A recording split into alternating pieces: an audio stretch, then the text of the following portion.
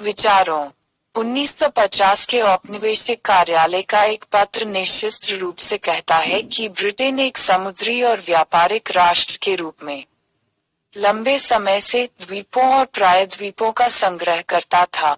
Cambridge में आधुनिक इतिहास के रेगियस प्रोफेसर सर जॉन सीली ने एक बहु-उद्धृत टिप्पणी में 1883 में कुछ ऐसा ही कहा था। ऐसा लगता है जैसे हमने दिमाग की अनुपस्थिति में आधी दुनिया को जीत लिया और लोगों को जीत लिया। इसका वह अर्थ बिल्कुल नहीं था जो यह कहना प्रतीत होता था। सीली का मतलब यह था कि ब्रिटेन के शाही विस्तार के पीछे कोई सुसंगत नीति नहीं थी।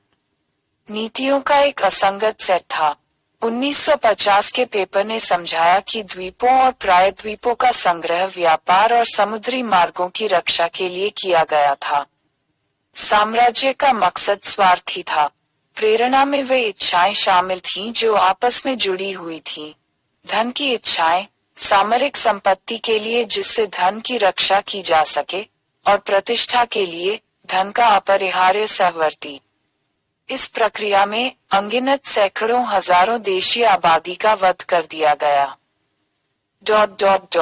लगभग हमेशा विषय जातियों, यहाँ तक उनमें से सबसे परिष्कृत और शिक्षित, को शासक जाति से हीन माना जाता था और महसूस किया जाता था। वाल्टर रीड, गहना को ताज में रखते हुए।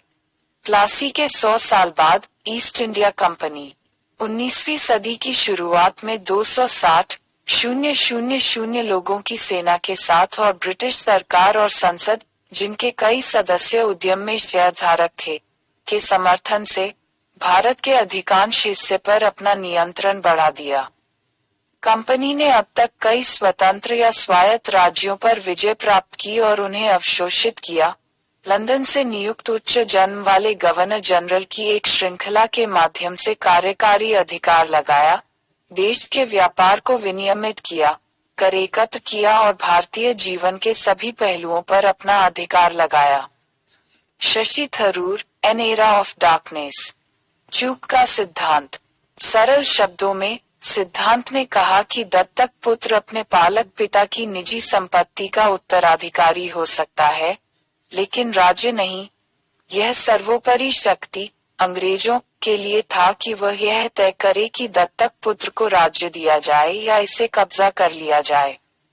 सिद्धांत को हिंदू कानून और भारतीय रीति रिवाजों पर आधारित बताया गया था, लेकिन हिंदू कानून इस बिंदु पर कुछ हद तक अनिर्णायक था, और इसके उदाहरण चूक यानी उत्तराधिकारी के रूप में कोई मुद्दा नहीं छोड़ना के कारण अपने जागीरदार के राज्य को जोड़ने वाला एक भारतीय संप्रभु दुर्लभ था। महाराजा रंजीत सिंह ने चूक के कारण अपनी कुछ सामंती रियासतों पर कब्जा कर लिया था। इसी तरह कंपनी ने 1820 में उत्तराधिकारियों की अनुपस्थिति में कुछ छोटे सियाई सतलज राज्यों का अधिग्रहण किया। फिर भी एक दत्तक पुत्र के पूरे राज्य से वंचित होने या ऐसे राज्य को चूक के रूप में माना जाने का कोई स्पष्ट उदाहरण नहीं था। यद्यपि इस नीति का श्रेय लॉर्ड डलहौजी 1848-56 को जाता है, वह इसके प्रवर्तक नहीं थे। यह संयोग था कि उनके गवर्नर जनरलशिप के दौरान कई महत्वपूर्ण मामले सामने आए जिनमें सिद्धांत लागू किया जा सकता था। डलहौजी ने इस नीति को लागू करने में बहुत अधिक उत्साह दिखाया, जो कि पिछले कुछ मौकों पर सैद्धांतिक रूप से प्रतिपादित किया गया था। उनके अवधि का विलय अवध सहायक गठबंधन के तहत लाए गए जीवित राज्यों में सबसे पुराना था, और इस प्रणाली के क्रूर प्रभाव के परिणामस्वरूप 80 वर्षों के लंबे समय के लिए फालतू नवाबों के तहत इसका निरंतर कुप्रबंधन हुआ। लोगों को नवाब द्वारा लगाए गए भारी करों के साथ साथ उसके अधिकारियों और तालुकदारों द्वारा अवैध वसूली का सामना करना पड़ा। राजकोष की पुरानी दिवालियेपन आंशिक रूप से सहायक सैनिकों के रखरखाव के लिए ब्रिटिश सरकार द्वारा वसूले गए भारी शुल्क के कारण थी।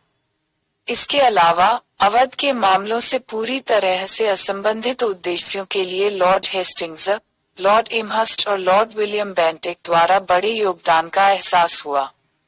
1819 में नवाब को राजा की उपाधि और दर्जा दिया गया। लॉर्ड डलहौजी ने अवध के निवासी स्लीमैन को पूरे राज्य का दौरा करने और व्यक्तिगत निरीक्षण द्वारा वास्तविक स्थिति का पता लगाने का निर्देश दिया। निवासी ने राज्य में अराजक स्थिति का वर्णन करते हुए एक रिपोर्ट प्रस्तुत की।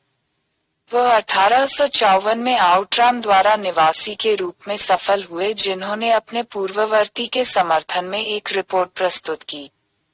डलहौजी चरम कदम उठाने से हिचकिचा रहा था, यानी अनुलग्नक। उन्होंने स्थायी ब्रिटिश प्रशासन को प्राथमिकता दी। नवाब ने अपने खिताब और पद को बरकरार रखा, लेकिन कोर्ट ऑफ डायरेक्टर्स ने सिंहासन 1856 के विलय और उन्मूलन का आदेश दिया।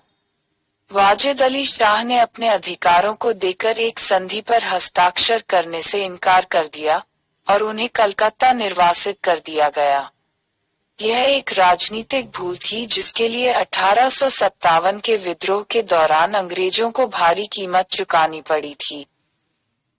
पूर्ववर्तियों ने विलय से बचने के सामान्य सिद्धांत पर कार्य किया था यदि इसे टाला जा सकता था। डलहौजी ने बदले में, यदि वह ऐसा कर सकता था, तो उसे जोड़ने के सामान्य सिद्धांत पर कार्य किया। वैध रूप से संलग्न व्यक्तिगत राज्य। यह संयोग की बात थी कि लॉर्ड डलहौजी के कार्यकाल के दौरान कई राज्यों के शासक बिना किसी पुरुष मुद्दे के मर गए और 7 राज्यों को डॉक्ट्रिन ऑफ लैप्स के तहत जोड़ दिया गया। इनमें से सबसे महत्वपूर्ण सतारा 1848, झांसी और नागपुर 1854 थे। अन्य छोटे राज्यों में जैतपुर, बुंदेलखंड शामिल थे। संभलपुर उड़ीसा और बाघाट हिमाचल प्रदेश। 1856 में लॉर्ड डलहौजी ने अवध पर अधिकार कर लिया। नवाब वाजिद अली शाह ने कुशासन का आरोप लगाया। इस प्रकार डलहौजी ने अपने 8वें कार्यकाल के दौरान 8 राज्यों पर कब्जा कर लिया। गवर्नर जनरल के रूप में वर्ष का कार्यकाल 1848-56। इन 8 वर्षों में उसने लगभग 1/4 मिलियन वर्ग मील पर कब्जा कर लिया। भारत का क्षेत्र। उनके शासनकाल ने भारत में ब्रिटिश सत्ता के विस्तार की प्रक्रिया को लगभग पूरा कर लिया, जो 1757 में प्लासी में सिराजुद्दौला पर जीत के साथ शुरू हुआ। पड़ोसी देशों के साथ ब्रिटिश भारत के संबंध। क्षेत्र में अपनी प्रशासनिक और राजनीतिक शक्ति को मजबूत करने की ब्रिटिश साम्राज्यवादियों की इच्छा ने उन्हें भारत के पड़ोसी देशों के साथ संघर्ष में डाल दिया। एंग्लो भूटानी संबंध। 1826 में असम के कब्जे ने अंग्रेजों को भूटान के पर्वतीय राज्य के साथ निकट संपर्क में ला दिया। असम और बंगाल के आसपास के क्षेत्रों में भूटानियों द्वारा बार बार छापे और 1863-64 में एल्गिन के दूत के साथ बुरा व्यवहार और उस पर थोपी गई संधि, जिसके द्वारा अंग्रेजों को असम की ओर जाने वाले दर्रे को आत्मसमर्पण करने के लिए मजबूर किया गया, जिसके कारण अंग्रेजों का कब्जा हो गया। यह पास और भूटानी को दिए जाने वाले भत्ते पर रोक। 1865 में भूटानियों को वार्षिक सब्सिडी के बदले में पास देने के लिए मजबूर होना पड़ा। यह आत्मसमर्पण करने वाला जिला था जो चाय बागानों के साथ एक उत्पादक क्षेत्र बन गया। आंग्ल नेपाली संबंध। गोरखाओं ने 1760 में भटगांव के रंजीत मल्ला के उत्तराधिकारियों से नेपाल का नियंत्रण छीन लिया। उन्होंने पहाड़ों से परे अपने प्रभुत्व का विस्तार करना शुरू कर दिया। उन्हें दक्षिणी दिशा में विस्तार करना आसान लगा, क्योंकि उत्तर चीनियों द्वारा अच्छी तरह से बचाव किया गया था। 1801 में अंग्रेजों ने गोरखपुर पर कब्जा कर लिया, जिससे गोरखाओं की सीमा और कंपनी की सीमा एक साथ आ गई। लॉर्ड हेस्टिंग्स 1813-23 के काल में गोरखाओं द्वारा बुटवल और शोराज पर कब्जा करने के कारण संघर्ष शुरू हुआ। सगौली की संधि में युद्ध समाप्त हुआ। 1816 में, जो अंग्रेजों के पक्ष में था, संधि के अनुसार नेपाल ने एक ब्रिटिश निवासी को स्वीकार किया। नेपाल ने गढ़वाल और कुमाऊं जिलों को सौंप दिया और तराई के दावों को त्याग दिया। नेपाल भी सिक्किम से हट गया। इस समझौते से अंग्रेजों को कई फायदे हुए। ब्रिटिश साम्राज्य अब हिमालय तक पहुंच गया। इससे मध्य एशिया के साथ व्यापार के लिए बेहतर सुविधाएं मिली। इसने शिमला, मसूरी और नैनीताल जैसे हिल स्टेशनों के लिए स्थलों का अधिग्रहण किया और गोरखा बड़े पैमाने पर ब्रिटिश भारतीय सेना में शामिल हो गए। संख्याएं। आंग्लो बर्मी संबंध 19वीं शताब्दी के प्रारंभ में बर्मा स्वतंत्र था। देश और पश्चिम की ओर विस्तार करना चाहता था। बर्मा के वन संसाधनों के लालच, बर्मा में ब्रिटिश निर्माताओं के लिए बाजार और बर्मा और शेष दक्षिण पूर्व एशिया में फ्रांसीसी महत्वाकांक्षाओं की जांच करने की आवश्यकता के कारण अंग्रेजों के विस्तारवादी आग्रह के परिणामस्वरूप 3 एंग्लो बर्मी युद्ध हुए और अंत में 1885 में बर्मा का ब्रिटिश भारत में विलय। प्रथम बर्मा युद्ध 1824-26। बर्मा के साथ पहला युद्ध तब लड़ा गया था जब बर्मी का पश्चिम की ओर विस्तार और अराकान और मणिपुर पर कब्जा और असम और ब्रह्मपुत्र घाटी के लिए खतरा 19वीं सदी के शुरुआती दशकों में बंगाल और बर्मा के बीच अपरिभाषित सीमा पर निरंतर घर्षण का कारण बना। सदी। ब्रिटिश अभियान बलों ने मई 1824 में रंगून पर कब्जा कर लिया और 1826 में यंदाबो की संधि के साथ अवा पीस की स्थापना की राजधानी के 72 किलोमीटर के भीतर पहुंच गई, जो प्रदान करता है कि बर्मा सरकार युद्ध मुआवजे के रूप में 1 करोड़ रुपए का भुगतान करे, अराकान और तेनासेरिम के अपने तटीय प्रांतों को सौंप दे। असम, कछार और जयंतिया पर दावों का परित्याग करना, मणिपुर को एक स्वतंत्र राज्य के रूप में मान्यता देना, ब्रिटेन के साथ एक वाणिज्यिक संधि पर बातचीत करें और पोस्ट करते समय अवाम में एक ब्रिटिश निवासी को स्वीकार करें। कलकत्ता में बर्मी दूत। दूसरा बर्मा युद्ध 1852। दूसरा युद्ध ब्रिटिश व्यावसायिक आवश्यकता और लॉर्ड डलहौजी की साम्राज्यवादी नीति का परिणाम था। ब्रिटिश व्यापारी ऊपरी बर्मा के लकड़ी के संसाधनों पर कब्जा करने के इच्छुक थे और उन्होंने बर्मी बाजार में और अधिक पैठ बनाने की मांग की। इस बार अंग्रेजों ने बर्मा के एकमात्र शेष तटीय प्रांत पेगू पर कब्जा कर लिया। निचले बर्मा पर पूर्ण ब्रिटिश नियंत्रण स्थापित होने से पहले एक तीव्र गुरिल्ला प्रतिरोध को दूर करना पड़ा। तीसरा बर्मा युद्ध 1885। बर्मा के राजा भिंडन की मृत्यु के बाद उसका पुत्र थिबो गद्दी पर बैठा। थिबो शुरू से ही अंग्रेजों के प्रति शत्रुतापूर्ण था। रंगून और निचले बर्मा के ब्रिटिश व्यापारी थिबो द्वारा सौतेले व्यवहार के बारे में शिकायत कर रहे थे, जो फ्रांस, जर्मनी और इटली की प्रतिद्वंद्वी शक्तियों के साथ वाणिज्यिक संधियों पर भी बातचीत कर रहे थे। फ्रांसीसी ने मांडले से फ्रांसीसी क्षेत्र के लिए एक रेल लिंक बिछाने की भी योजना बनाई थी, जब ब्रिटिश नाइजर में फ्रांसीसी के साथ संघर्ष कर रहे थे। मिस्र और मेडागास्कर। थिबो द्वारा एक ब्रिटिश टिम्बर कंपनी पर अपमानजनक जुर्माना लगाया गया था। डिफरिन ने आदेश दिया। 1885 में ऊपरी बर्मा पर आक्रमण और अंतिम कब्जा। अंग्रेजों को इसके तुरंत बाद पूरे बर्मा में एक मजबूत गुरिल्ला विद्रोह और प्रथम विश्व युद्ध के बाद एक राष्ट्रवादी आंदोलन का सामना करना पड़ा। बर्मी राष्ट्रवादियों ने भारतीय राष्ट्रीय कांग्रेस से हाथ मिला लिया। इस कड़ी को कमजोर करने के लिए 1935 में बर्मा भारत से अलग हो गया। द्वितीय विश्व युद्ध के दौरान युआंग सान के तहत राष्ट्रवादी आंदोलन और तेज हो गया, जिसके कारण अंततः 4 जनवरी 1948 को बर्मा की स्वतंत्रता हुई। एंग्लो तिब्बती संबंध। तिब्बत पर चीन के नामात्र के आधिपत्य के तहत बौद्ध भिक्षुओं, लामाओं के धर्मतंत्र का शासन था।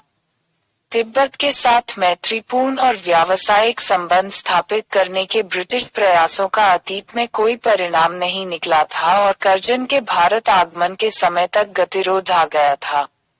तिब्बत पर चीनी आधिपत्य अप्रभावी था और लासा में रूसी प्रभाव बढ़ रहा था। तिब्बत में रूसी हथियारों और गोला बारूद के आने की खबरें थीं। कर्जन ने चिंतित महसूस किया और तिब्बतियों को एक समझौते पर आने के लिए बाध्य करने के लिए तिब्बत के एक विशेष मिशन पर कर्नल यंगहसबिन के तहत एक छोटा गोरखा दल भेजा।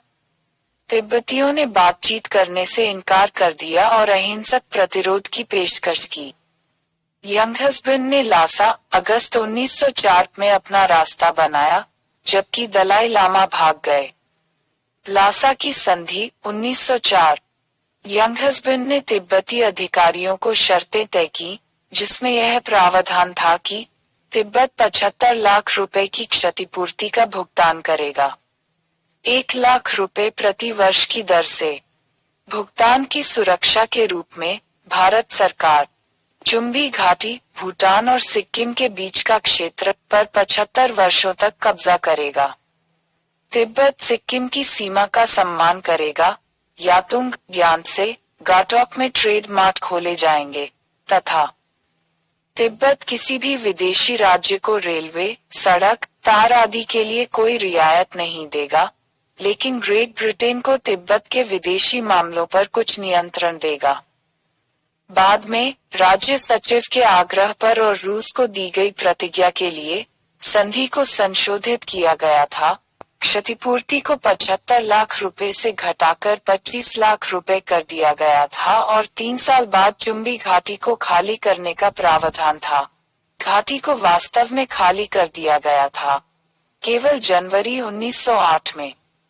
महत्व केवल चीन को अंत में प्राप्त हुआ। 1907 के एंग्लो रूसी सम्मेलन के कारण पूरा मामला, बशर्ते कि चीनी सरकार की मध्यस्थता के अलावा 2 महान शक्तियां तिब्बत के साथ बातचीत नहीं करेंगी। हालांकि कर्जन की नीति ने तिब्बत में सभी रूसी योजनाओं का प्रतिकार किया। आंग्लर अफगान संबंध 19वीं शताब्दी की शुरुआत में फारस में रूसी प्रभाव में वृद्धि ने ब्रिटिश प्रभाव को बदल दिया और भारत के लिए यूफ्रेट्स नदी द्वारा एक नए मार्ग की स्थापना के लिए एक अंग्रेजी योजना को विफल कर दिया। विशेष रूप से तुर्कोमचाई की संधि 1828 के बाद अंग्रेज भारत के संबंध में संभावित रूसी योजनाओं के बारे में चिंतित हो गए। जल्द ही भारतीय पक्ष की ओर से एक वैज्ञानिक सीमा की तलाश शुरू हुई। उत्तर पश्चिम के दर्रे भारत में प्रवेश करने की कुंजी रखते थे। अफगानिस्तान के लिए एक ऐसे शासक के नियंत्रण में होने की आवश्यकता महसूस की गई जो अंग्रेजों के अनुकूल हो। ऑकलैंड की आगे की नीति 1836 में गवर्नर जनरल के रूप में भारत आए ऑकलैंड ने आगे की नीति की वकालत की। इसका तात्पर्य यह था कि भारत में कंपनी सरकार को संभावित रूसी हमले से ब्रिटिश भारत की सीमा की रक्षा के लिए पहल करनी पड़ी। यह उद्देश्य या तो पड़ोसी देशों के साथ संधियों के माध्यम से या उन्हें पूरी तरह से संलग्न करके प्राप्त किया जाना था। अफगानिस्तान के अमीर दोस्त मोहम्मद ब्रिटिश मित्रता चाहते थे, लेकिन अंग्रेजों को सिखों से पेशावर को पुनर्प्राप्त करने में मदद करने के लिए इसे सशर्त बना दिया, एक शर्त जिसे भारत में ब्रिटिश सरकार ने खारिज कर दिया। दोस्त मोहम्मद ने अब मदद के लिए रूस और फारस की ओर रुख किया। इसने ब्रिटिश सरकार को आगे की नीति के साथ आगे बढ़ने के लिए प्रेरित किया और अंग्रेजों, सिखों और शाह शुजा, जिन्हें 1809 में अफगान सिंहासन से हटा दिया गया था और तब से रह रहे थे, द्वारा एक त्रिपक्षीय संधि 1838 में प्रवेश किया गया था। लुधियाना में एक ब्रिटिश पेंशनभोगी के रूप में संधि ने यह प्रदान किया कि शाह शुजा को सिखों की सशस्त्र सहायता से सिंहासन पर बैठाया जाए। कंपनी पृष्ठभूमि में रहकर मनी बैग को झूमती है। शाह शुजा सिखों और अंग्रेजों की सलाह से विदेशी मामलों का संचालन करते हैं। शाह शुजा ने अमीरों पर अपना संप्रभु अधिकार छोड़ दिया। सिंध की एक बड़ी राशि के बदले में शाह शुजा सिख शासक महाराजा रणजीत सिंह के सिंधु नदी के दाहिने किनारे पर अफगान क्षेत्रों पर दावों को मान्यता देते हैं।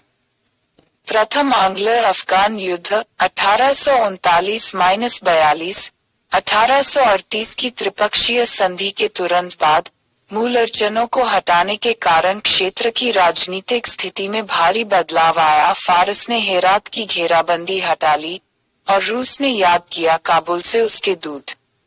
फिर भी अंग्रेजों ने अपनी आगे की नीति के साथ आगे बढ़ने का फैसला किया। इसके परिणामस्वरूप प्रथम अफगान युद्ध 1839-42 हुआ। अंग्रेजों का इरादा उत्तर पश्चिम से आक्रमण की योजनाओं के खिलाफ एक स्थायी अवरोध स्थापित करना था। एक सफल हमले के बाद एक अंग्रेजी सेना ने विजयी रूप से काबुल अगस्त 1839 में प्रवेश किया। अधिकांश जनजातियों को पहले ही रिश्वत से जीत लिया गया था। दोस्त मोहम्मद ने आत्मसमर्पण कर दिया 1840 और शाह शुजा को अफगानिस्तान का अमीर बनाया गया। लेकिन शाह शुजा अफगानों को अस्वीकार्य था। जैसे ही अंग्रेज पीछे हटे, अफगान विद्रोह में उठ खड़े हुए, काबुल में गैरिसन कमांडर की हत्या कर दी। अंग्रेजों को अफगान प्रमुखों के साथ एक संधि 1841 पर हस्ताक्षर करने के लिए मजबूर किया गया, जिसके द्वारा वे अफगानिस्तान को खाली करने और दोस्त मोहम्मद को बहाल करने के लिए सहमत हुए। लेकिन अंग्रेजी योजना विफल रही। एक नए अभियान के तहत अंग्रेजों ने सितंबर 1842 में काबुल पर फिर से कब्जा कर लिया, लेकिन अपना सबक अच्छी तरह से सीखने के बाद वे दोस्त मोहम्मद के साथ एक समझौते पर पहुंचे, जिसके द्वारा अंग्रेजों ने काबुल से निकाल दिया और उन्हें पहचान लिया। अफगानिस्तान के स्वतंत्र शासक। पहले अफगान युद्ध में भारत को लगभग 1.5 करोड़ रुपए और लगभग 20,000 पुरुषों की लागत आई थी। जॉन लॉरेंस और मास्टरली इनएक्टिविटी की नीति। जॉन लॉरेंस 1864-69 ने मास्टरली की नीति शुरू की। निष्क्रियता, जो पहले अफगान युद्ध की आपदाओं की प्रतिक्रिया थी और व्यवहारिक सामान्य ज्ञान और सीमांत समस्या और स्वतंत्रता के लिए अफगान जुनून के अंतरंग ज्ञान का परिणाम था। 1863 में जब दोस्त मोहम्मद की मृत्यु हुई, तब भी उत्तराधिकार के युद्ध में कोई हस्तक्षेप नहीं हुआ। लॉरेंस की नीति 2 शर्तों की पूर्ति पर आधारित थी। राय। सर जॉन लॉरेंस की विदेश नीति आत्मनिर्भरता और आत्मसंयम की नीति थी। रक्षा की अवज्ञा की, प्रतीक्षा करने और देखने की कि यदि आक्रामक कार्रवाई का समय कभी आना चाहिए, तो वह कठिन और सही दिशा में प्रहार करने में सक्षम हो सकता है। R.B. स्मिथ, जॉन लॉरेंस के जीवनी लेखक। I. सीमा पर शांति भंग नहीं हुई और E. गृहयुद्ध में किसी भी उम्मीदवार ने विदेशी मदद नहीं मांगी। और जैसे ही शेर अली ने खुद को सिंहासन पर स्थापित किया, लॉरेंस ने उससे दोस्ती करने की कोशिश की। Lytton and the policy of proud reserve. Lytton, Benjamin Disraeli 1874-80 के तहत कंजर्वेटिव सरकार के एक नामित 1876 में भारत के वायसराय बने। उन्होंने गर्व रिजर्व की एक नई विदेश नीति शुरू की, जिसका उद्देश्य वैज्ञानिक होना था, सीमाओं और प्रभाव के क्षेत्रों की रक्षा करना। लिटन के अनुसार अफगानिस्तान के साथ संबंधों को अब अस्पष्ट नहीं छोड़ा जा सकता था। दूसरा एंग्लो अफगान युद्ध 1870-80। लिटन ने शेर अली को एक अनुकूल संधि का प्रस्ताव दिया, लेकिन अमीर अपने दोनों शक्तिशाली पड़ोसियों रूस और ब्रिटिश भारत के साथ दोस्ती करना चाहता था, जबकि दोनों को एक हाथ की लंबाई में रखते हुए। बाद में शेर अली ने काबुल में एक ब्रिटिश दूत को रखने से इनकार कर दिया, जबकि पहले रूसियों को इसी तरह की रियायत दी गई थी। लिटन नाराज था और जब रूसियों ने काबुल से अपना दूत वापस ले लिया, तो लिटन ने अफगानिस्तान पर आक्रमण करने का फैसला किया।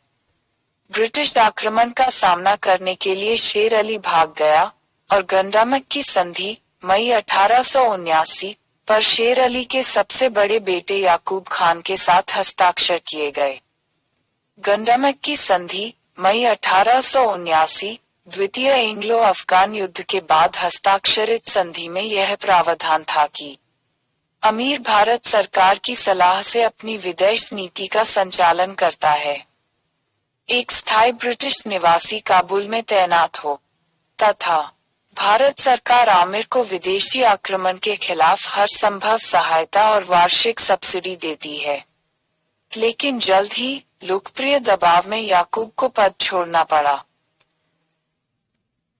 और अंग्रेजों को काबुल और कंधार पर फिर से कब्जा करना पड़ा। अब्दुल रहमान नए अमीर बने।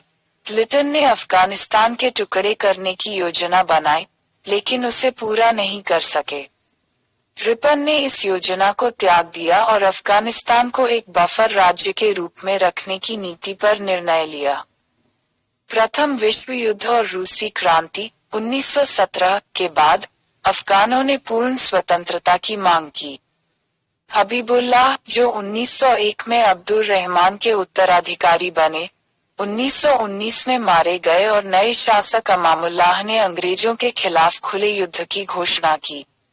शांति 1921 में आई जब अफगानिस्तान ने विदेशी मामलों में स्वतंत्रता प्राप्त की। ब्रिटिश भारत और उत्तर पश्चिम सीमा।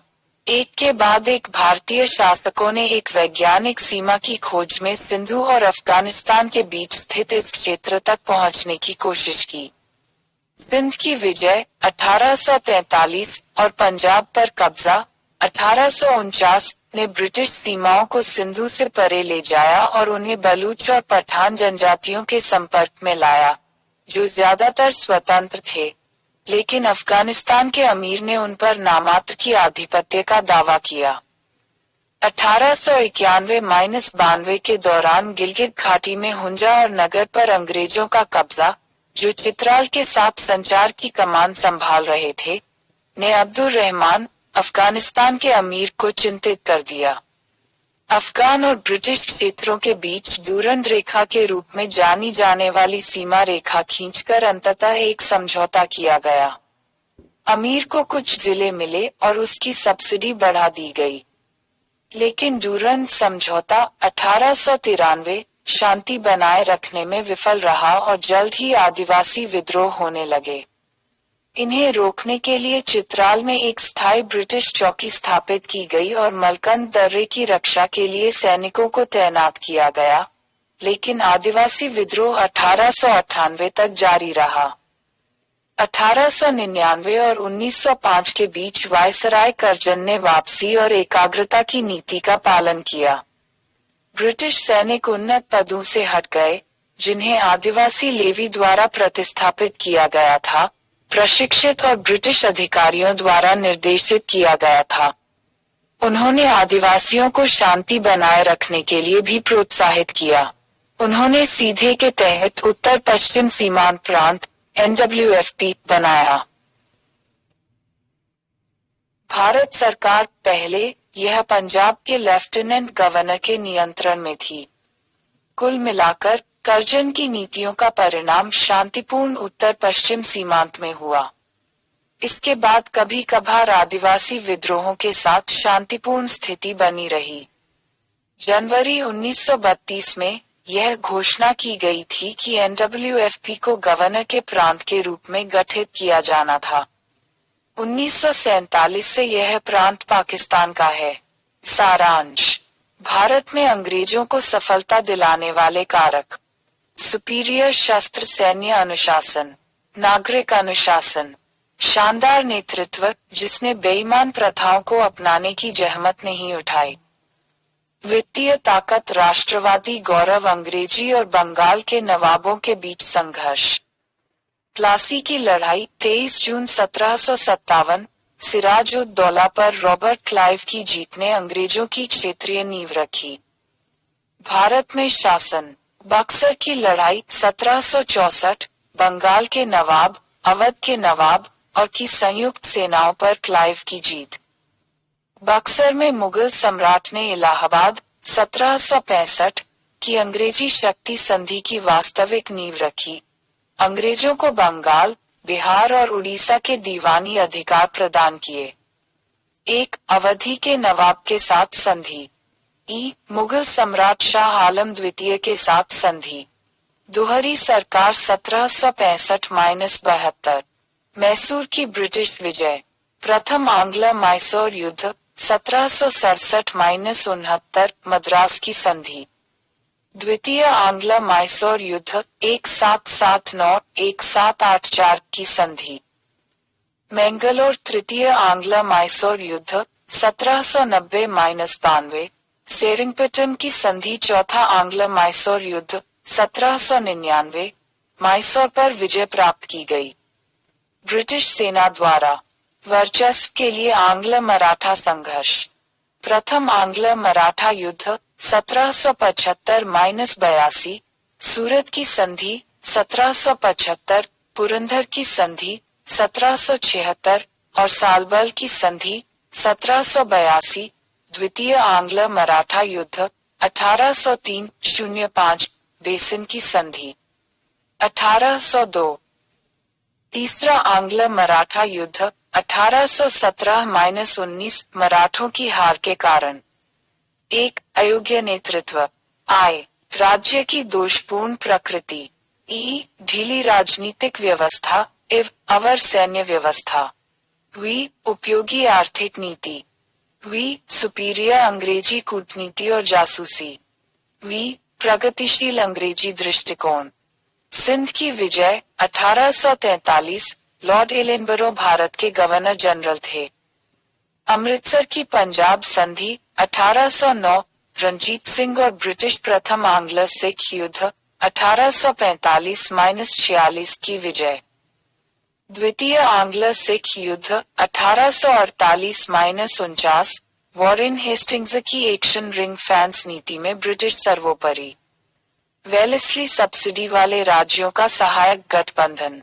हैदराबाद 1798, 1800 मैसूर 1799।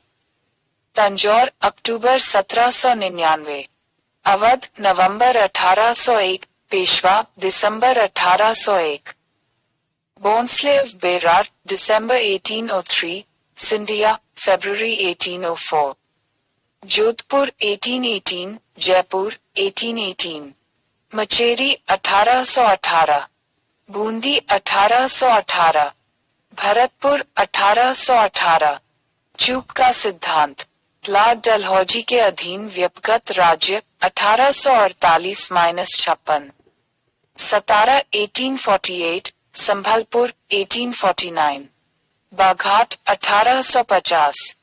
उदयपुर 1854, नागपुर 1854। झांसी 1854। अवध 1856। कुशासन के आरोप। पड़ोसी देशों के साथ ब्रिटिश भारत के संबंध। एंग्लो नेपाल संबंध, सगौली की संधि 1816। एंग्लो बर्मा संबंध। प्रथम आंग्ल बर्मा युद्ध 1824-26। दूसरा आंग्ल बर्मा युद्ध 1852। तीसरा आंग्ल बर्मा युद्ध 1885। लासा की एनजीओ तिब्बती संबंध संधि 1904।